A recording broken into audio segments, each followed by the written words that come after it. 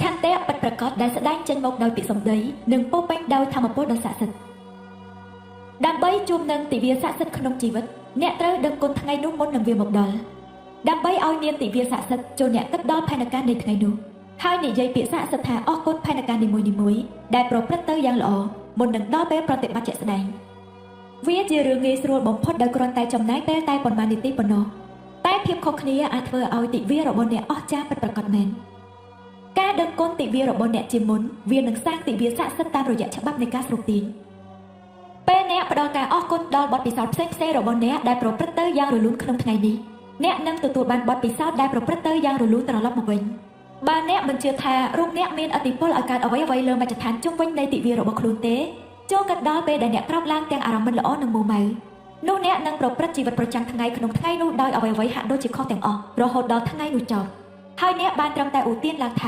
ថ្ងៃនេះពិតជាថ្ងៃសោយរបស់ខ្ញុំហើយថ្ងៃដ៏សោយកើតឡើងដោយចៃដន្យហេតុផលមួយគត់ដែលធ្វើឲ្យអ្នកមានថ្ងៃសោយដូច្នេះក៏ព្រោះតែអ្នកនាំអារម្មណ៍មិនល្អអារម្មណ៍មួម៉ៅតាំងពីព្រឹកព្រលឹមទៅជាមួយខ្លួនគឺអារម្មណ៍នេះហើយជាដើមហេតុដែលយើងធ្វើអ្វីៗចេះតែខុសទាំងអស់នោះសូម្បីតែការក្រោកឡើងដោយអារម្មណ៍មួម៉ៅក៏ពុំមែនកើតឡើងដោយចៃដន្យដែរគឺព្រោះតែពេលចូលគេងអ្នកគិតដល់រឿងអវិជ្ជមានម្យ៉ាងដោយមិនដឹងខ្លួនក៏ថាបាននេះជាហេតុផលដែលថាហេតុអ្វីទើបអ្នកប្រាកលប្រតិបត្តិថ្មស័ក្តិសិទ្ធិចុងក្រោយនៅពេលយប់គឺដើម្បីឲ្យអ្នកចូលដេកដោយគិតរឿងល្អៗនេះឯងគោលប្រតិបត្តិថ្មស័ក្តិសិទ្ធិពេលយប់បូករួមនឹងការគិតដល់រឿងល្អៗនៅពេលព្រឹកវានឹងធ្វើឲ្យអ្នកមានអារម្មណ៍ល្អទាំងពេលយប់និងពេលព្រឹកហើយធានាថាអ្នកនឹងមានអារម្មណ៍ល្អមុននឹងចេញទៅប្រតិបត្តិជីវិតប្រចាំថ្ងៃនៅថ្ងៃនោះ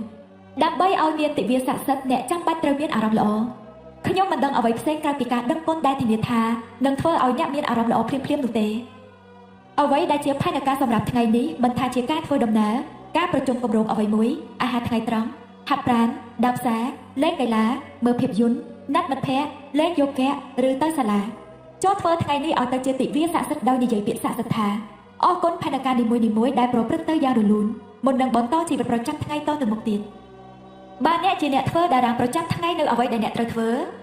ើតាមតារាងប្រចាំថ្ងៃហើយដឹងគុណផែនការនីមួយៗនៅក្នុងតារាងប្រចាំថ្ងៃដែលដំណើរទៅដោយរលូនមិនថាអ្នកសរសេរគោលប្រតិបត្តិស័ក្តិសិទ្ធិនេះលើក្រដាសឬនឹកក្នុងចិត្តនោះទេប្រការសំខាន់បំផុតគឺអ្នកត្រូវមានអារម្មណ៍ថាលទ្ធផលនៃផែនការឬសកម្មភាពនីមួយៗនឹងប្រព្រឹត្តទៅល្អបំផុតតាមដែលអាចទៅរួចពេលប្រើការរំលឹកគុណដើម្បីឲ្យមានទិវាស័ក្តិសិទ្ធិការរំលឹកគុណក៏នឹងជួយទប់ស្កាត់បញ្ហាឬឧបសគ្គផ្សេងៗដែលអាចនឹងកើតឡើងបើអ្នកកាន់តែអនុវត្តគោលប្រតិបត្តិស័ក្តិសិទ្ធិនេះច្រើនប៉ុណ្ណាទិវារបស់អ្នកនឹងកាន់តែល្អប្រសើរទៅតាមនោះដែរតាំងពីរឿងតូចតាចរហូតដល់រឿងធំៗអ្វីគ្រប់យ៉ាងនឹងប្រព្រឹត្តទៅដោយរលូនក្នុងជីវិតអ្នកថ្ងៃណាមិនទាន់រលូនវានឹងរលូនជំនួសឲ្យរឿងមួម៉ៅឬបញ្ហាកើតឡើងក្នុងថ្ងៃរបស់អ្នកវានឹងចាប់ផ្ដើមមានតែអារម្មណ៍ស័ក្តិសិទ្ធិចូលមក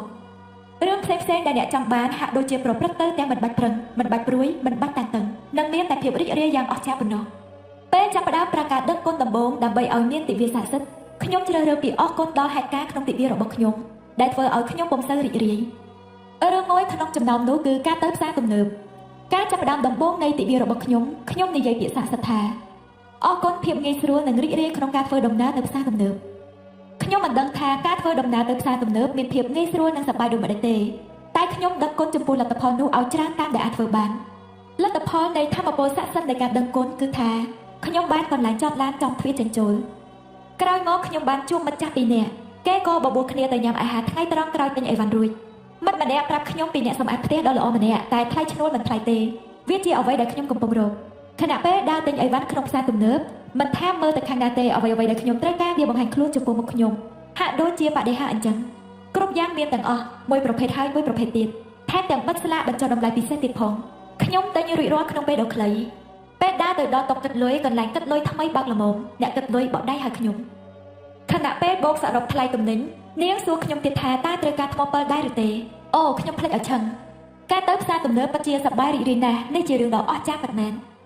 ចំណាយពេល2ឬ3នាទីនាពេលព្រឹកប្រកាសដឹងគុណដើម្បីឲ្យថ្ងៃនេះទៅជាទិវាស័ក្តិសិទ្ធិដោយអស់គុណហេតុការក្នុងថ្ងៃនេះជាមុនតែគោលការណ៍តែមួយនេះនឹងផ្លាស់ប្ដូរថ្ងៃនេះទាំងមូលរបស់អ្នកឲ្យឃើញទាំងអស់គ្នាដើម្បីឲ្យមានទិវាស័ក្តិសិទ្ធិពេលអ្នកភ្ញាក់នៅថ្ងៃថ្មីមិនថាមុនក្រោយពីក្រែកដេកឬកំពុងងូតទឹកឬតែងខ្លួនចូលគិតដល់ផែនការសម្រាប់ថ្ងៃនេះហើយអរគុណផែនការនីមួយៗដែលដំណើរទៅយ៉ាងអស្ចារ្យត្រូវប្រកាសថាអ្នកអនុវត្តគោលប្រតិបត្តិស័ក្តិសិទ្ធិនេះតាំងពីចាប់ដើមដំបូងនៃទិវារបស់អ្នកនិងក្នុងពេលតែមួយគិតដល់ការដំណើរការទៅរកផែនការផ្សេងៗនៅក្នុងចិត្តទាំងពេលព្រឹកពេលថ្ងៃពេលល្ងាចនិងរហូតដល់ពេលចូលដេក ហើយនិយាយពាក្យស័ក្តិសិទ្ធិនឹងផែនការឬហេតុការណ៍នីមួយៗ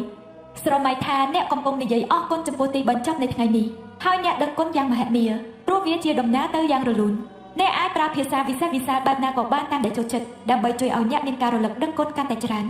អរគុណការប្រជុំដែលបញ្ចប់ទៅដោយជោគជ័យអរគុណលទ្ធផលដ៏ស័ក្តិសិទ្ធិពីការហៅទូរស័ព្ទ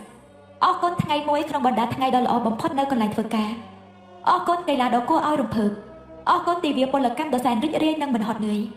អរគុណរាត្រីដ៏រីករាយជាមួយមិត្តភ័ក្តិអរគុណថ្ងៃសម្រាប់ដើរលេងអរគុណធម្មពលដ៏អស្ចារ្យពីការហាត់ប្រាណអរគុណការជួបជុំគ្រួសារដ៏ល្អបំផុតដែលមិនធ្លាប់មានមកគោលប្រតិបត្តិស័ក្តិសិទ្ធិនេះនឹងកាន់តែមានធម្មពលបើអ្នកនិយាយអរគុណឬខ្លាំងៗចំពោះបទពិសោធន៍ឬហេតុការណ៍នីមួយៗតែបើស្ថិតនៅក្នុងទីដែលមិនអាចនិយាយបានអ្នកអាចនិយាយក្នុងចិត្តក៏មិនជាអ្វីដែរ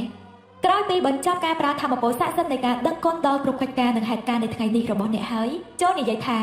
នឹងសូមអរគុណដំណឹងល្អៗដែលមករកខ្ញុំក្នុងថ្ងៃនេះជារៀងរាល់ព្រឹកពេលខ្ញុំបញ្ចប់ការដឹងគុណដើម្បីឲ្យមានទិវាស័ក្តិសិទ្ធិខ្ញុំតែងអរគុណដំណឹងល្អៗដែលនឹងមករកខ្ញុំក្នុងថ្ងៃនោះជានិច្ចមិនដែលភ្លេចឡើយជាលទ្ធផលខ្ញុំមិនដែលបានទទួលដំណឹងល្អៗដ៏ច្រើនយ៉ាងនេះក្នុងពេលកន្លងមកទេមួយសប្តាហ៍ហើយមួយសប្តាហ៍ទៀតមួយថ្ងៃហើយមួយថ្ងៃទៀតដំណឹងល្អៗហូរចូលមកជាបន្តបន្ទាប់នៅពេលទទួលបានដំណឹងល្អម្ដងខ្ញុំកាន់តែមានអារម្មណ៍ដឹងគុណនិងរំភើបជាខ្លាំងព្រោះខ្ញុំដឹងថាខ្ញុំបានប្រើធម៌ពលស័ក្តិសិទ្ធិនៃការដឹងគុណដើម្បីនាំដំណឹងល្អនោះមកហើយមានដំណឹងល្អៗកាន់តែច្រើនហូរចូលមកជាបន្តបន្ទាប់បើអ្នកចង់ទទួលដំណឹងល្អៗច្រើនជាងដែលអ្នកធ្លាប់បានពីមុនចូលធ្វើតាមអ្វីដែលខ្ញុំប្រាប់នេះចុះគោលប្រតិបត្តិស័ក្តិសិទ្ធិលេខ14 1. អនុវត្តគោលប្រតិបត្តិស័ក្តិសិទ្ធិលេខ1គឺគិតដល់តែរឿងល្អៗនៃជីវិតសារឡើងវិញពីប្រការ1ដល់ប្រការ3ដោយកត់ត្រារឿងល្អៗ10យ៉ាងរួចសរសេរហេតុផលដែលអ្នកត្រូវដឹងគុណអានកំណត់ត្រានេះសារជាថ្មីម្ដងទៀតលុះពេលអានរឿងល្អនីមួយៗចប់ហើយចូលនិយាយថាអរគុណអរគុណអរគុណហើយធ្វើឲ្យអារម្មណ៍ដឹងគុណចំពោះអ្វីល្អៗទាំងនោះមានសភាពជ្រាលជ្រៅបំផុតតាមដែលអាចធ្វើបាន 2. ពេលព្រឹកចូលគិតក្នុងចិត្តពីផែនការផ្សេងៗដែលអ្នកបំរុងធ្វើទាំងនៅពេលថ្ងៃពេលល្ងាចនិងរហូតដល់ពេលចូលដេកនិយាយពាក្យស័ក្តិសិទ្ធិពីផែនការឬហេតុការណ៍នីមួយៗហើយនឹកស្រមៃថាអ្នកកំពុងនិយាយអរគុណនៅពេលបញ្ចប់នៃថ្ងៃនេះហើយរំលឹកដឹងគុណយ៉ាងមហិមាព្រោះហេតុការណ៍នោះប្រព្រឹត្តទៅយ៉ាងល្អខ្លាំងណាស់ 3. ក្រោយពីបញ្ចប់ការប្រើធម៌ពលស័ក្តិសិទ្ធិនៃការដឹងគុណដល់ផែនការក្នុងថ្ងៃនេះរបស់អ្នកហើយចូលបញ្ចប់គោលប្រតិបត្តិស័ក្តិសិទ្ធិនេះដោយនិយាយថាហើយសូមអរគុណដំណឹងល្អៗដែលមករកខ្ញុំក្នុងថ្ងៃនេះ 4. មុនចូលដេកយប់នេះចូលកាន់ថ្មស័ក្តិសិទ្ធិក្នុងដៃម្ខាងហើយនិយាយពាក្យស័ក្តិសិទ្ធិថាអរគុណសម្រាប់រឿងដ៏ល្អបំផុតដែលកើតឡើងក្នុងថ្ងៃនេះ